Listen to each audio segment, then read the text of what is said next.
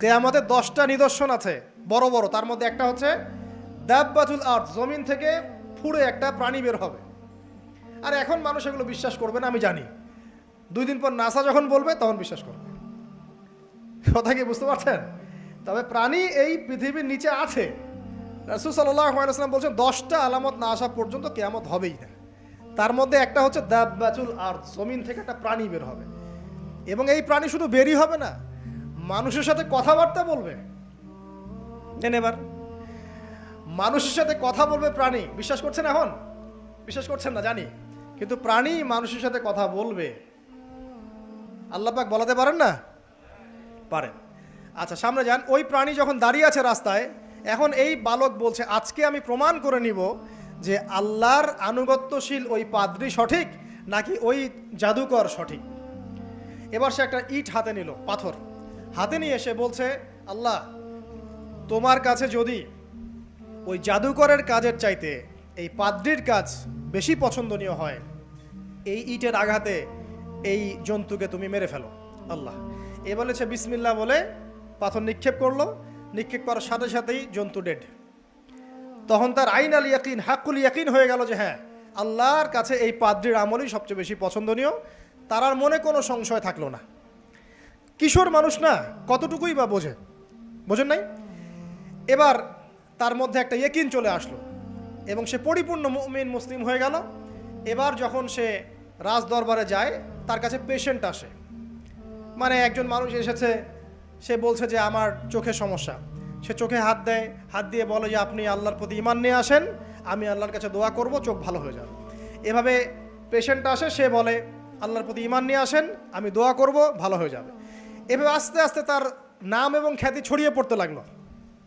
যেই তার কাছে আসে সে বলে আগে মুসলিম হন, ইমানদার হন, আল্লাহর প্রতি বিশ্বাস করেন, আমি দোয়া করব, ভালো হয়ে যাবে। চোখ অন্ধ ভালো হয়ে যাচ্ছে, কুষ্ঠরোগী ভালো হয়ে যাচ্ছে, হ্যাঁ, প্যারালাইজড রোগী ভালো হয়ে যাচ্ছে, আলহামদুলিল্লাহ। নবী ঈসা আলাইহিস সালাম এমনটা করেছিলেন না? আল্লাহ পাক চাইলে করতে পারেন। একদিন ওই রাজ দরবারের একজন মন্ত্রী আসছে, এবার ওই রাজার একজন এমপি সাহেব, তার চোখে সমস্যা, সে আসছে, এসে বলছে যে আমার এই চোখের সমস্যা, আমার চোখটাকে ভালো করার দরকার, তোমার কাছে কোনো ওষুধ আছে নাকি? সে বলছে যে আপনি আল্লাহর প্রতি ঈমান নিয়ে আসেন, আমি আল্লাহর কাছে দোয়া করব, আপনি ভালো হয়ে যাবেন। এবার সে আলহামদুলিল্লাহ ঈমান নিয়ে আনলো এবং সে ভালো হয়ে গেল। এই ভালো হয়ে যাওয়ার পরের দিন যখন সে আবার ওই পার্লামেন্টে গিয়েছে আর কি, ওদের তৎকালীন রাজদরবারে, এবার রাজা ওকে দেখে বলছে যে তোমার তো চোখ অন্ধ ছিল, কিভাবে শেফা লাভ করলে? তো সে বলে না কিভাবে শেফা লাভ করলো, সে বলতে চাচ্ছে না, কারণ সে আজ করছে যে বললে সমস্যা হবে। তো এক পর্যায়ে তাকে খুবই পিটুনি দেওয়া হচ্ছে, রিমান্ডে নিয়ে গিয়ে কঠিন মাইট দেওয়া হচ্ছে। এক পর্যায়ে সে মারের যন্ত্রণা সহ্য করতে না পারে বলে ফেললো যে ওই বাচ্চা, তার কাছে গিয়ে আমি আরোগ্য লাভ করেছি এবং সে আমাকে বলেছে যে তার রবের প্রতি ঈমান নিয়ে আসতে, তাহলে আমি শেফা লাভ করব। এই বাচ্চা এখন বলছে ফেরাউনের মতো যে আয়না রব্বুকুমুল আ'লা, আমি তো তোমাদের রব। নমরুদের মতো আমি তো তোমাদের রব, ঠিক আছে, আমি ছাড়া তোমাদের কে রব আছে? আমি তো জানি না যে আমি ছাড়া তোমাদের কোনো ইলাহ আছে। এবার এই লোকটাকে হত্যা করা হলো, এই এমপি সাহেবকে হত্যা করা হলো, বিকজ সে ঈমান নিয়ে আসে। এবার সেই বালককে ডেকে আনা হচ্ছে, বলা হচ্ছে বলো তুমি নাকি তোমার রবের নাম দিয়ে মানুষের ট্রিটমেন্ট করা শুরু করেছো? তখন সেই বালক বলছে হ্যাঁ, আমি এক আল্লাহর প্রতি বিশ্বাস করি এবং তার রাসূলের প্রতি বিশ্বাস করি, তার প্রেরিত আসমানি কিতাবে বিশ্বাস করি। এখন রাজা বলছে আমি ছাড়া তোমাদের কোনো ইলাহ আছে আমি তো জানি না। এই সৈন্যবাহিনী শোনো, এই বালককে ধরো, ধরে নিয়ে গিয়ে উঁচু পাহাড়ে নিয়ে যাও, ওখান থেকে ফেলে দাও। কথা বুঝতে পারছেন? এবার তাকে নিয়ে যাওয়া হলো, ক্রস ফায়ার দেওয়া হবে, এবার উপরে নেওয়া হয়েছে, একদম পাহাড়ের উপরে।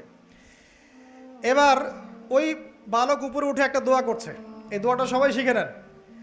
ওই বালক উপরে উঠে দোয়া করছে আল্লাহুম্মা কফিনিহিম বিমা শি'তা, আল্লাহুম্মা কফিনিহিম বিমা শি'তা, আল্লাহুম্মা কফিনিহিম বিমা শি'তা। পাহাড় থরথর করে কাঁপা শুরু করলো এবং ওই সৈন্যবাহিনী পাহাড় থেকে পড়ে গেল, বালকের কিচ্ছু হলো না। আমি কিন্তু বানোয়াট কোনো গল্প বলছি না, এটা কোরআন থেকে বলছি এবং এটা তাফসির। আপনি যে কোনো তাফসির পড়েন, মারিফুল কোরআন, তাফসির ইবনে কাসির, জালালাইন পড়ে দেখেন, জাস্ট পড়ে দেখেন আমার সাথে ডিবেট করার আগে। এবার সে বালক হেঁটে হেঁটে চলে আসলো রাজদরবারে। আবার কি ব্যাপার, তুমি মরো নাই? না, আল্লাহ আমাকে বাঁচিয়েছেন, আমার রব আমাকে বাঁচিয়েছেন। আবার পাঠানো হচ্ছে আরেক দল সেনাবাহিনীকে নিয়ে, যাও এবার ওকে সমুদ্রে নিয়ে যাও, সমুদ্রের মাছ সমুদ্রে ডুবিয়ে দিবে একদম। আবার সে ওখানে গিয়ে বলল আল্লাহুম্মা কফিনিহিম বিমা শি'তা, হে আল্লাহ, অর্থ হচ্ছে হে আল্লাহ আমার বিপক্ষে যারা আছে আপনি যা দিয়ে ইচ্ছা ওদের বিরুদ্ধে আমাকে সাহায্য করেন।